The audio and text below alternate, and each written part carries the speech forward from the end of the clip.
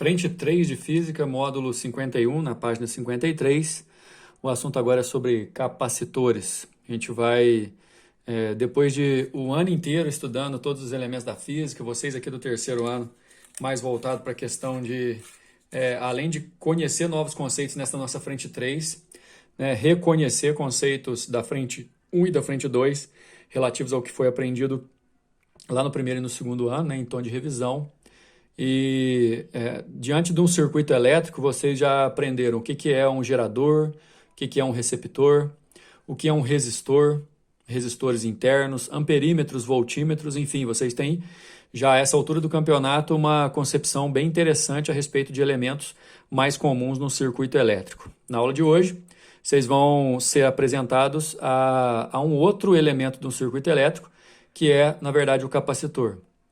A grosso modo falando, um capacitor, a função dele num circuito é acumular a carga do gerador, que é fornecida a ele, e depois dessa carga acumulada, ele conseguir, por exemplo, fazer uma descarga uma descarga elétrica, né, gerando cargas para alimentar uma outra parte do circuito.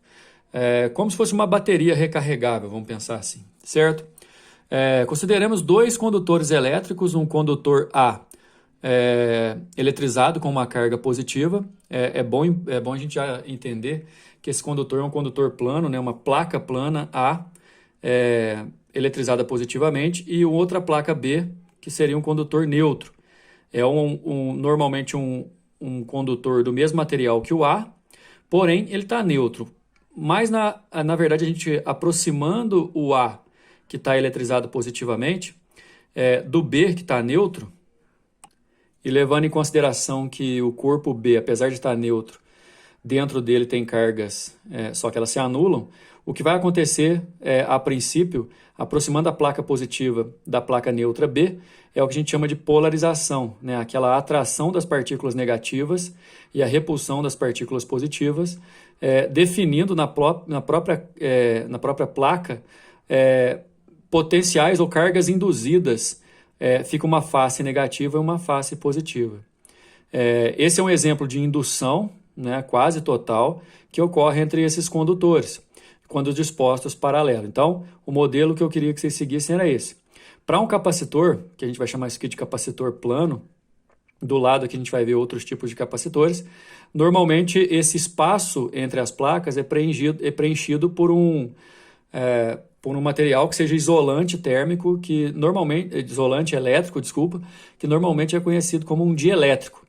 Então, placa eletrizada aproximada da placa neutra, induzindo polarização na placa neutra.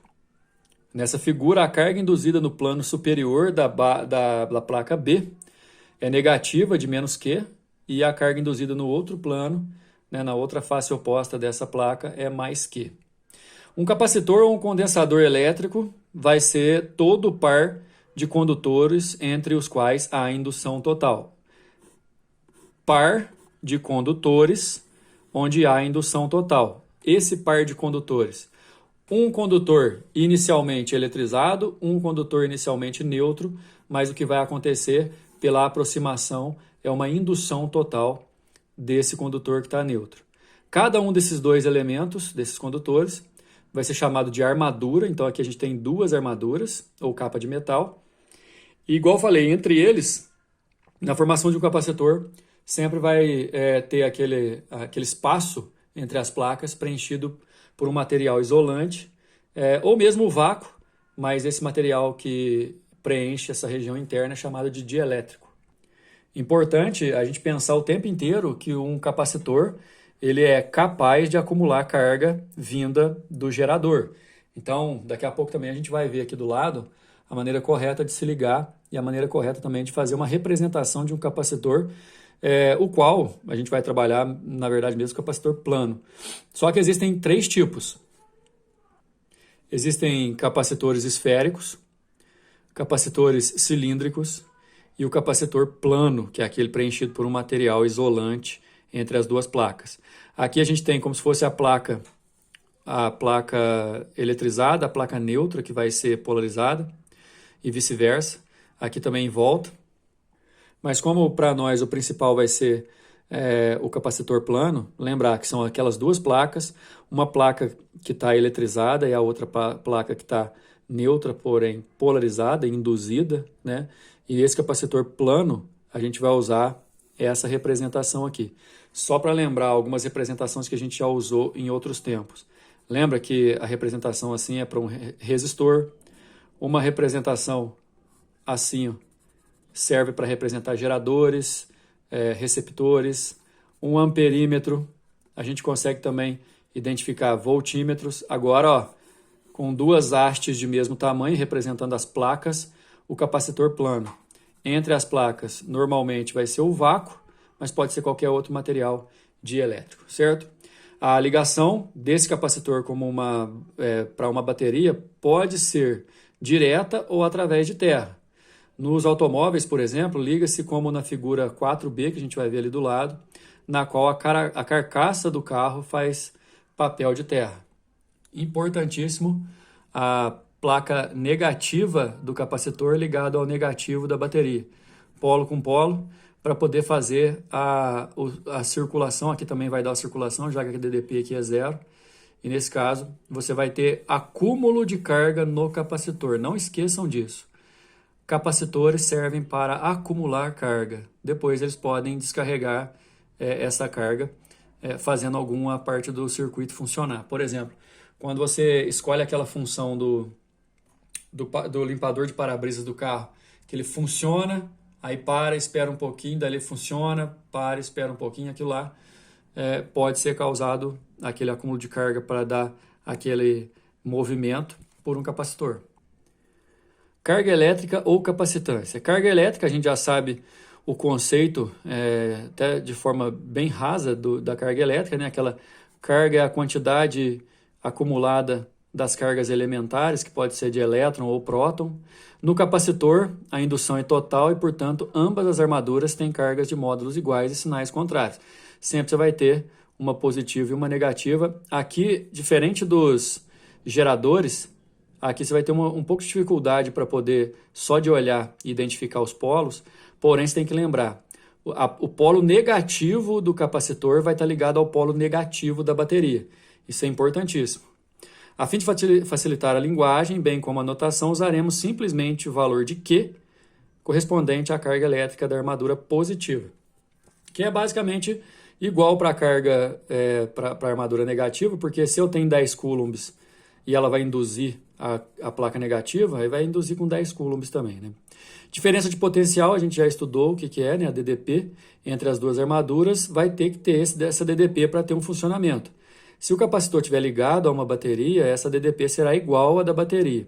Se ele não estiver ligado na bateria, se ele estiver fazendo parte do circuito, você vai ter que ver se ele está associado em série ou em paralelo, que inclusive vai ser o assunto da nossa próxima aula do módulo 52.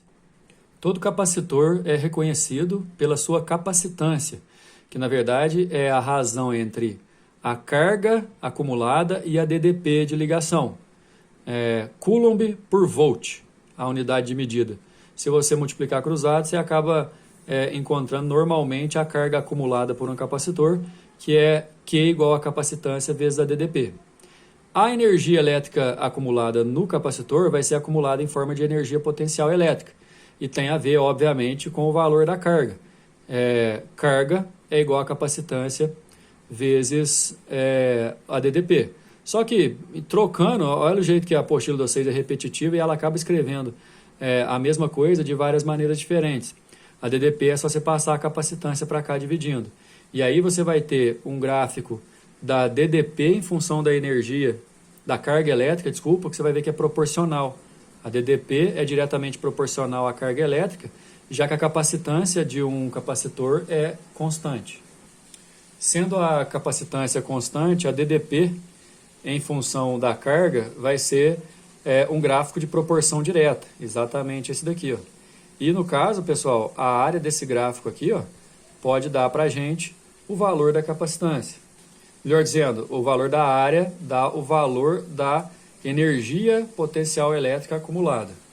E na verdade, como esse gráfico aqui vai ser sempre nesses moldes e vai formar um triângulo em qualquer área que você for calcular, base é a carga, a altura é a DDP, sobre 2, a energia potencial acumulada, carga vezes DDP dividido por 2.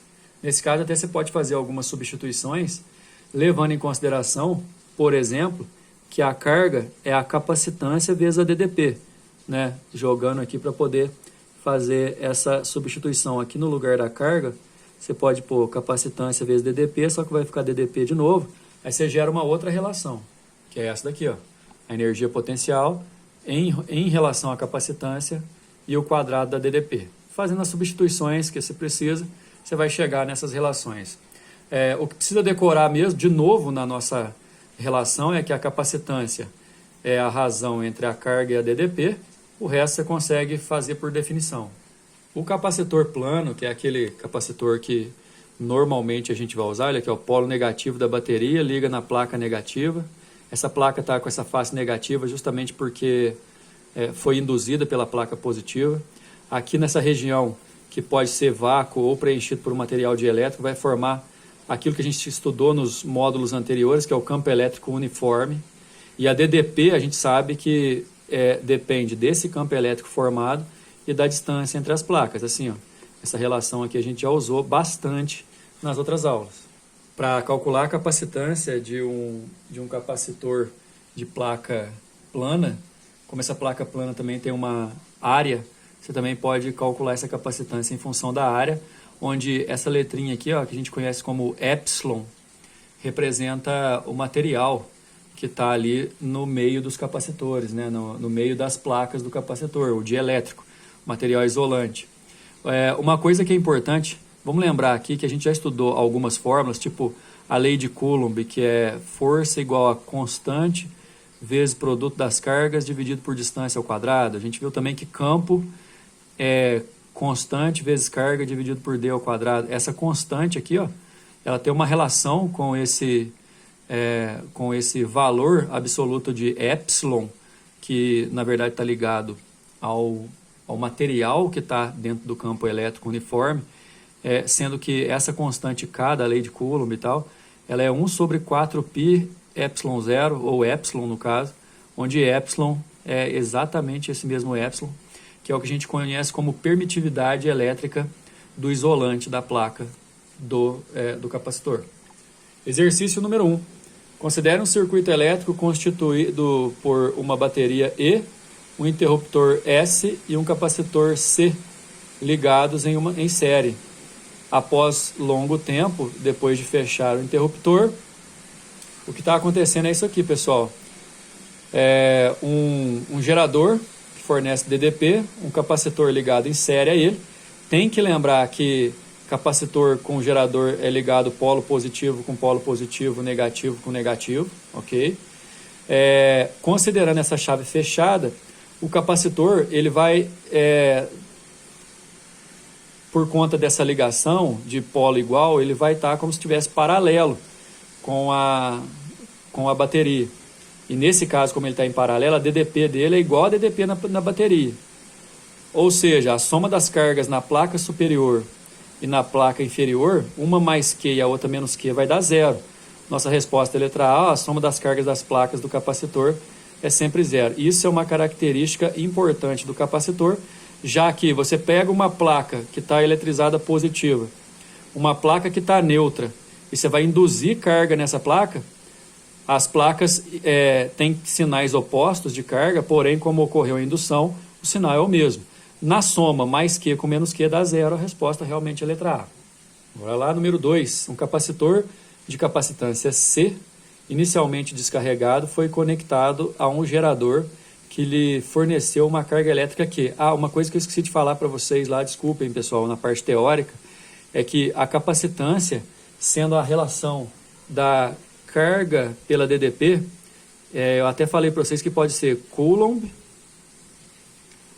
por volt, né?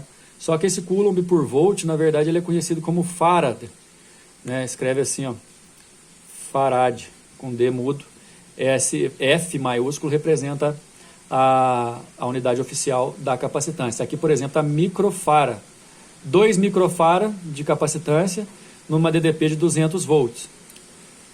Sendo esses valores, determine a carga elétrica Q e a energia potencial armazenada no capacitor. Na verdade, pessoal, vocês vão reparar que esses exercícios numéricos de capacitor são pura e simplesmente de aplicação de fórmula. Você tem que a carga no capacitor, multiplicando cruzado aqui, ó, é a capacitância vezes a DDP. Eu tenho 2 vezes 10 a menos 6, porque o micro é 10 a menos 6, e 2 vezes 10 ao quadrado dá DDP. Se eu multiplicar 2 vezes 2, 4. 10 a menos 6 com 10 ao quadrado dá 10 a menos 4. Isso aqui, ó, é o valor da carga no capacitor. 4 vezes 10 a menos 4. Agora, para calcular a energia potencial, você faz aquelas substituições. Capacitância vezes DDP ao quadrado. Capacitância 2 microfarad. 2 vezes 10 ao quadrado, 200 volts, só que ao quadrado. Isso aqui vai dar 40 mil. 40 mil vezes 2 vezes 10 a menos 6, você desconta as potências, divide por 2, dá 4 vezes 10 a menos 2 joule, a resposta é a letra E. Basicamente, aplicar as formulinhas. Número 3, no circuito ideal esquematizado na figura, o gerador fornece uma tensão contínua de 200 volts. Ele fornece 200 volts, só que isso aqui vai ser distribuído, certo? As resistências dos resistores ômicos R1 e R3 valem 20 ohms, 60 ohms no R2, e a capacitância do capacitor é de 2 microfarad. Deixa eu só colocar aqui 60 ohms nesse, 20 ohms nesse, 20 ohms nesse. O que eu acho que vocês têm que esperar dessa sessão? Que a gente vai perceber que aqui a gente tem uma associação de resistores, né? Só que o resistor R2 e o capacitor eles estão em paralelo. A gente tem que dar uma olhada nisso aí. Nessas condições, a quantidade de carga acumulada no capacitor será ele está querendo saber a carga do capacitor, que é a relação de multiplicação entre a capacitância e a DDP. A gente tem que fazer isso, certo? Então, tem que descobrir a DDP, porque a capacitância o exercício já deu. Agora, olha o legal. A gente sabe que a corrente sai do polo positivo e vai girar pelo circuito, e a mesma corrente passa pelos 3 resistores. Então, os resistores, em série. No caso, você somar as resistências dos 3 para dar, por exemplo, que é 100 ohms, vai ser a resistência equivalente. Para você calcular a corrente que gira por ali, você vai fazer U igual a R vezes I, por exemplo. Tá claro que é 200 volts a DDP, 100 ohms de resistência total, então a corrente que circula por ali é 2 amperes. 2 amperes, igual achou aqui.